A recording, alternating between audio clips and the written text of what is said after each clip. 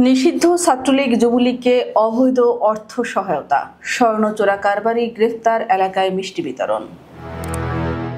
নিষিদ্ধ ঘোষিত ছাত্রলীগ, যুবলীগ ও আওয়ামী লীগের অর্থের যোগানদাতা এবং একাধিক মামলা মাথায় থাকা স্বর্ণ চোরা কারবারি রিপনুল হাসানকে গ্রেপ্তার করেছে ডিবি পুলিশ।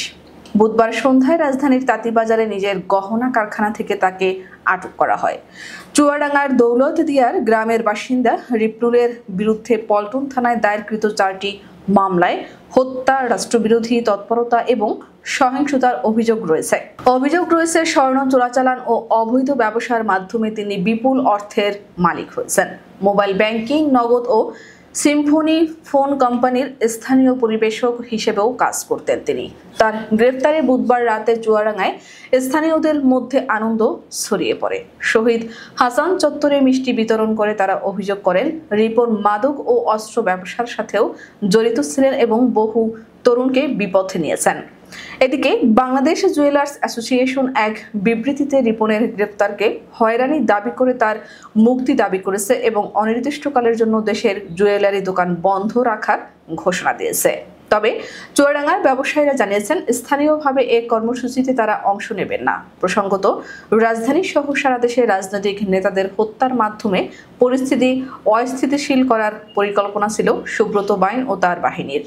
উদ্দেশ্য ছিল অস্থিতিশীলতার মাধ্যমে দেশের রাজনৈতিক সংকট সৃষ্টি করা। এই ষড়যন্ত্রের পেছনে রয়েছেন নিষিদ্ধ আওয়ামী লীগের শীর্ষ পর্যায়ের কয়েকজন নেতা। এই পরিকল্পনার প্রধান সহযোগী ছিলেন তার শিষ্য আবু রাসেল মাসুদ ওরফে মোল্লা মাসুদ।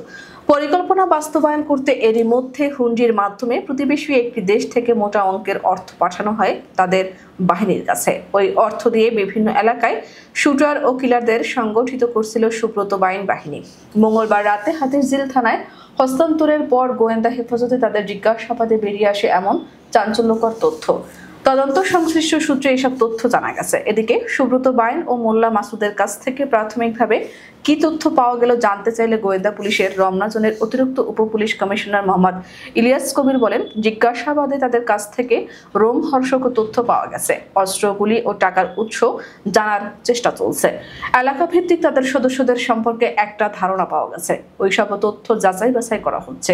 নাম প্রকাশ না করার শর্তে একাধিক গোয়েন্দা কর্মকর্তা জানান, গোয়েন্দা কার্যালয়ে তাদের নেওয়ার পর 4 জনকে আলাদা করে ফেলা হয়। প্রথমে শুটার আরাফাত ও শরীফকে জিজ্ঞাসাবাদ শুরু করা হয়।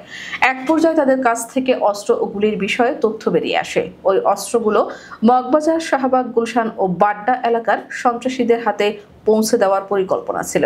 ওই সন্ত্রাসীরা 5 আগস্টের পর সুব্রত বাইন ও মাসুদের দলে যোগ দেয়। এলাকা ভিত্তিক ওইসব সন্ত্রাসীর তালিকা অনেক বড়। তারা সবাই উঠতি বয়সী এবং এলিট শ্রেণীর বলে গোয়েন্দা কর্মকর্তারা জানান।